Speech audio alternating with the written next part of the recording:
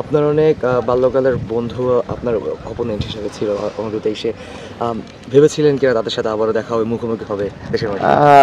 শুরুতে তো একটা সময় যখন মালয়েশিয়াতে যাই তখন তো সব কিছু ছেড়েই দিয়েছিলাম যে আর হয়তোবা কখনো ক্রিকেট হয়তোবা ফিরবো না। তো পরবর্তীতে যখন আবার স্টার্ট করলাম তো কখনোই আমি ভাবিনি যে বাংলাদেশের মাটিতে এসে আমার সেই পুরনো বন্ধু-বান্ধবের সাথে আবার একসাথে মাঠে শেয়ার করতে পারবো।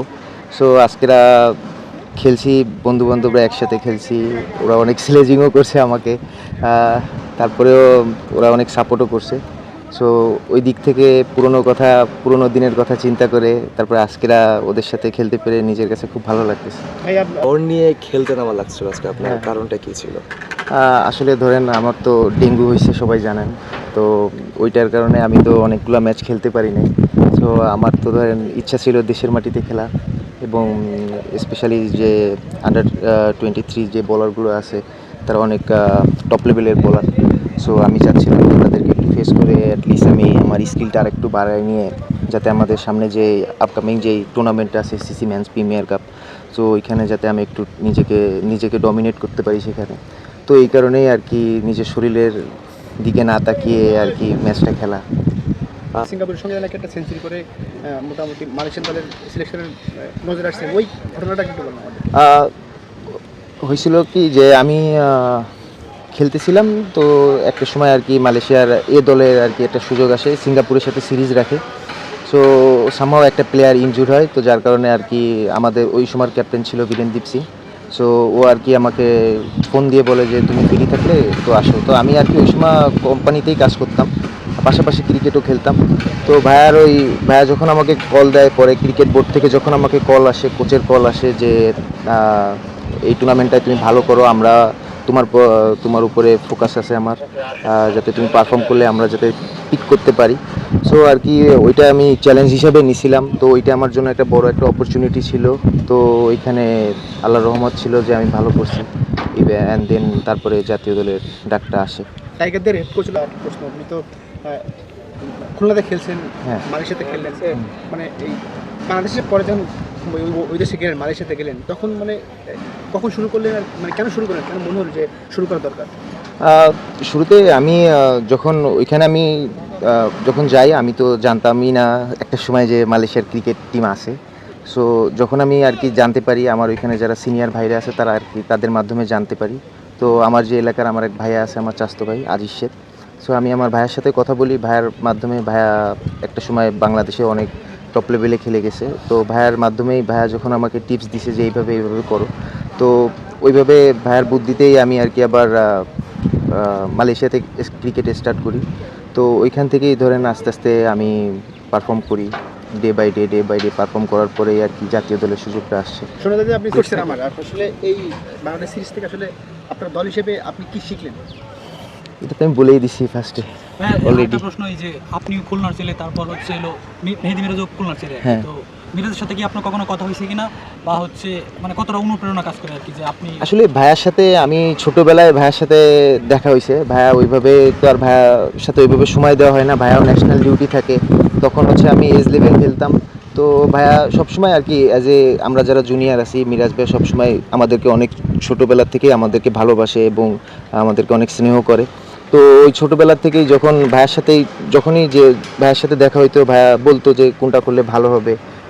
স্পেশালি ভাইয়া বলতো যে ডিসিপ্লিনের বিষয়টা, কারণ ভাইয়া ডিসিপ্লিনটা আমাদেরকে, ওই সময় আমরা জুনিয়র ছিলাম, আমাদেরকে ডিসিপ্লিনটার দিকে বেশি ফোকাস করতে বলতো আর হার্ডওয়ার্ক করতে বলতো। আজকে 5 উইকেট পাওয়ার পর মানে নিজের কাছে আলাদাভাবে একটা আনন্দ কাজ করছে কিনা? কে 5 উইকেট পেয়েছে? ও ভাইয়া আজকে 5 উইকেট পেয়েছে, আসলে আমি বিষয়টা জানি না। আমি তো ম্যাচ ছিল, আমি জাস্ট ওইখানে গ্রাউন্ডসম্যান ছিল, তাদের মাধ্যমে জানতে পারছি যে আজকেরা ভাইয়া বাংলাদেশ জিতছে। সো ভাইয়া আজকেরা 5 উইকেট পাইছে, এটা তো আমাদের খুলনার গর্ব এবং আমাদের বাংলাদেশের তো গর্বই আছে। আমি চাই ভাইয়া ভবিষ্যতে আরও অনেক অ্যাচিভমেন্ট করুক এবং ভাইয়া ওয়ার্ল্ডের 1 নাম্বার বলার হোক, অলরাউন্ডার।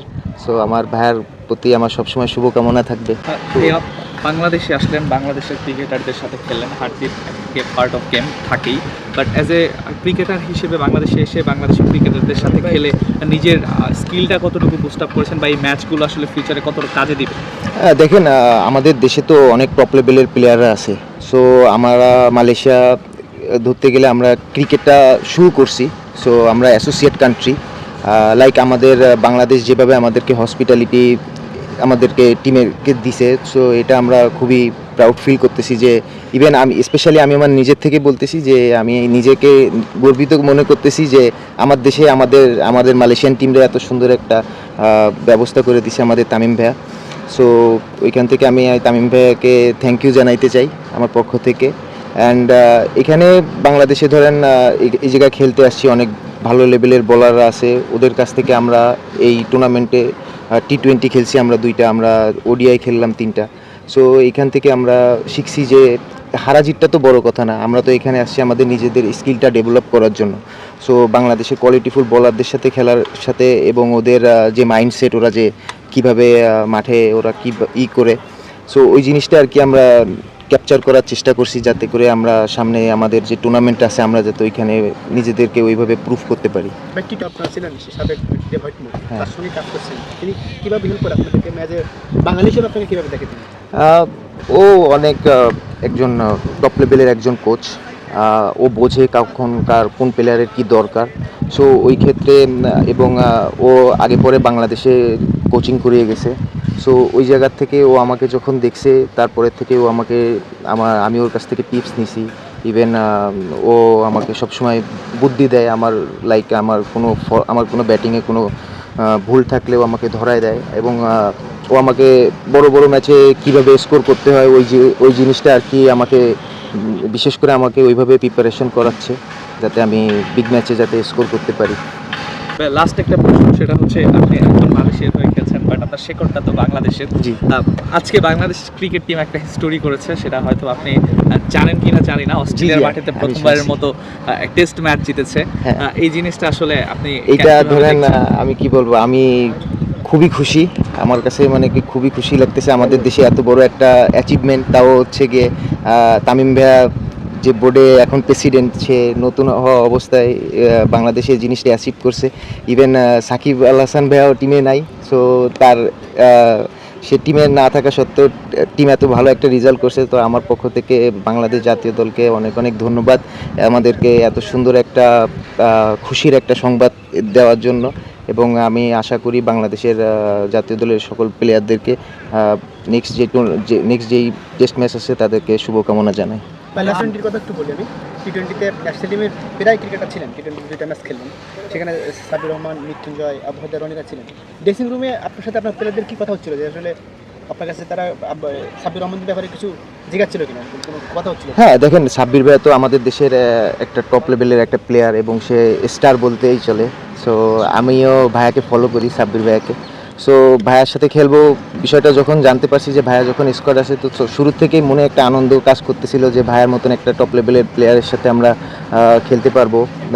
সো ওইখান থেকে ড্রেসিং রুমেও সবাই আর কি বলতেছিল যে সাব্বির ভাইয়ের ব্যাটিংটা সবসময় টিভিতেই দেখা হয়, সামনাসামনি হয়তো বা ভাইয়ার সাথে কখনো ওইভাবে খেলা হয় না। সো ভাইয়ার সাথে মাঠে আমরা একসাথে খেলতে পেরেছি, ভাইয়াও আমাদেরকে অনেক টিপস দিছে। আফটার ম্যাচ আমি ভাইয়ার সাথে কথা বলছি, ভাইয়াও আমাকে অনেক বিষয়ে জানাইছে যে সাকিব কোনটা করলে তোর ভালো হবে, কারণ ভাইয়াও এগ্রেসিভ ব্যাটসম্যান, আমিও এগ্রেসিভ ব্যাটসম্যান। সো ওই জায়গার থেকে ভাইয়া আমাকে অনেক কিছুই শিখাইছে এবং ভবিষ্যতের জন্য আমার এই শুভকামনা জানাইছে। সব ধরনের খেলার খবর পেতে সাবস্ক্রাইব করুন। সঙ্গে থাকুন খেলার পাতার।